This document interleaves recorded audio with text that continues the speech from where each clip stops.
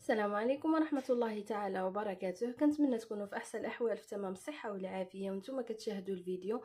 اليوم ان شاء الله غادي نقدم لكم الكاليط. كيف ما كتشوفوا الشكل ديالو عن قرب كيجي رائع شكلا ومذاقا، مكونات بسيطة وبطريقة سهلة كنتحصلوا على كمية وفيرة كيف ما كتشوفوا امامكم. نخليكم مع الفيديو باش تشوفوا طريقة التحضير مع المكونات. بالنسبه للمقادير غادي نحتاجو 2 معالق كبارين ديال القرفه، 3 المعالق كبارين ديال العسل، عندنا كاس د العنبه ديال الزيت، كاس ديال العنبه ديال السكر، عندي 2 ديال البيضات زائد ابيض بيضه. الاصفر غادي نحتفظوا به للتزيين، والابيض البيضه كنزيدوا معها 2 بيضات. غادي نبداو على بركه الله.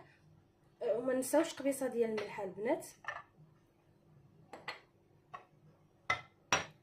غادي نفرغوا السكر والبيض، وغادي نضيفوا كيسني، وعندنا كذلك 2 ديال الخمارات من فئه 16 غرام، والدقيق على حسب الخليط. غادي نبداو نحكوا هذا البيض والسكر حتى يذوب لينا السكر، عاد نضيفوا باقي المكونات.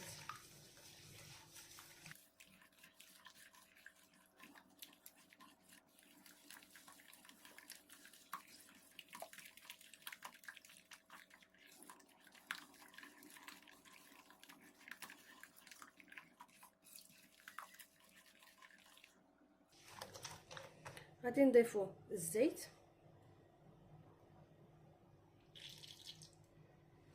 وغادي نخلطوا المكونات كذلك حتى ينسجم لنا الزيت مع البيض.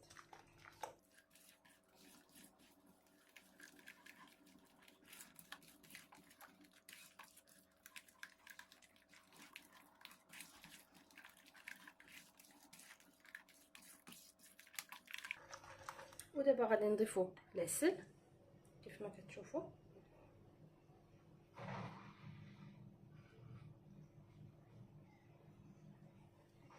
وغادي نضيفوا كذلك القرفه.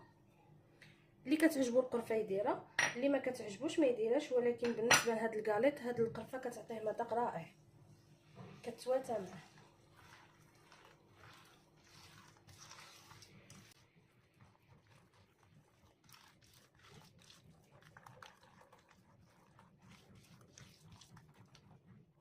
ودابا غادي نضيفو الدقيق شويه بشويه. انا هنا الدقيق عندي ديجا مغربل كيف ما كتشوفوا، وغادي نضيف الاكياس ديال الخميره اللي المجموع ديالهم 16 غرام،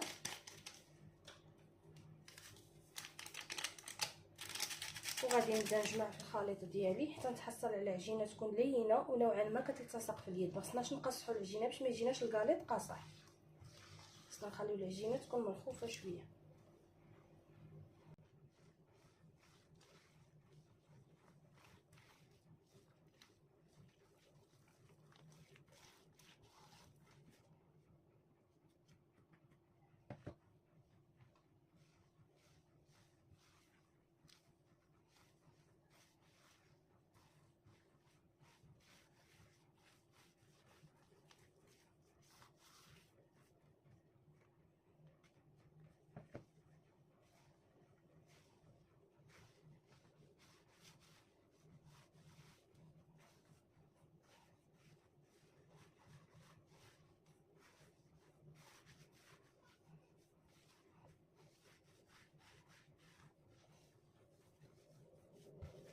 وهذا البنات هو الشكل ديال العجين ديالنا كيف ما كتشوفوا، عجينه لينه وكتلتصق نوعا ما في اليد على هذا الشكل كيف ما كتشوفوا. غادي ندوز دابا باش نشكلها معكم.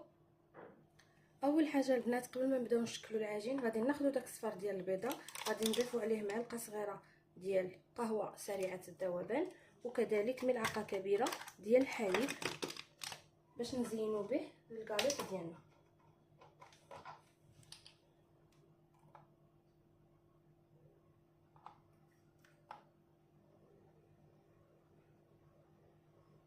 غادي نخلطوه ونخليوه على جنب كيف ما كتشوفوا باش ديك القهوه تذوب، باش نزينوا الوجه ديال الكاليط.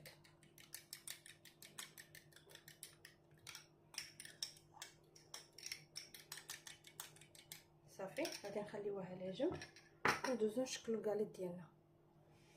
ناخذوا العجين غادي نشكلوا حبات بالحجم اللي بغيتو. انا كنديرهم على هذا الحجم، كيكونوا وسط، كنضغط عليهم واحد شويه وكناخذوا اللاطه ديالنا اللي عملنا لها الورق ديال الطبخ كيف ما كتشوفوا، وكنستفوا الحبات ديالنا.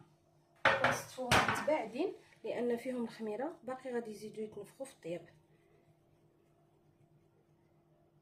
كيف ما كتشوفوا كندورها ومن بعد كنضغط عليها بالراحه ديال اليد باش كنتحصلوا على هذا الحجم. بغيتو ديروهم كبار من هكا كيف ما قلت لكم، لكم حريه الاختيار. انا كنديرهم هكا متوسطين باش كنعطيهم للدراري كيديوهم معاهم المدرسه.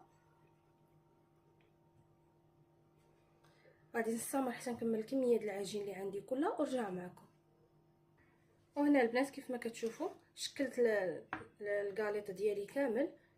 دابا غادي ندوز باش نزينو بهذاك البيض او نسكافيه اللي احتفظنا به على هذا الشكل. كندهنوه مزيان من الجوانب ومن كل شيء.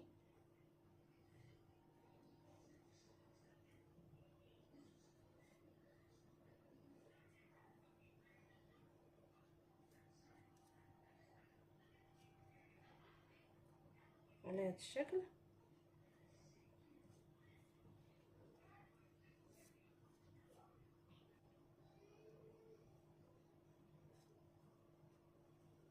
ودابا غادي ندوزو نزينوه. بالنسبه للتزيين كاين جوج ديال الطرق، اما كتستعملوا الفرشيط بهذه الطريقه كتشرطوه، اما كتاخذوا السكين وكتعملوا اشرطه بالطول وبالعرض.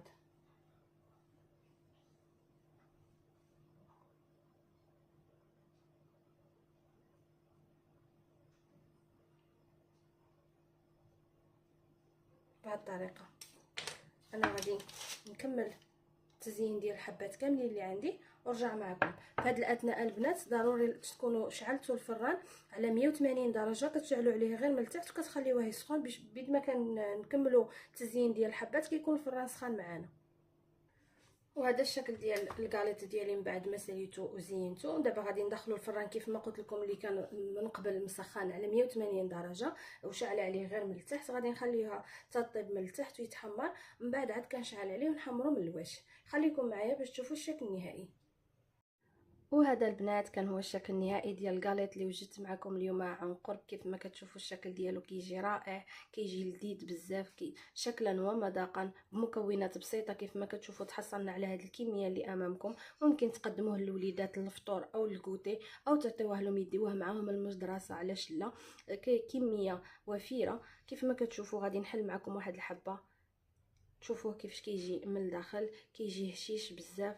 كيف ما كتشوفوا كيتفرتت وكتجي النكهه ديال القرفه غالبه عليه، كتجي كتعطيه مذاق رائع. كنتمنى الوصفه ديال اليوم تنال الاعجاب ديالكم، وما تنساونيش من لايك والبارطاج مع الاهل والاصدقاء. والا كنتوا اول مره كتزوروا القناه ما تنساوش تفعلوا الجرس باش يوصلكم كل جديد. والى اللقاء في فيديو قادم ان شاء الله. مع السلامه.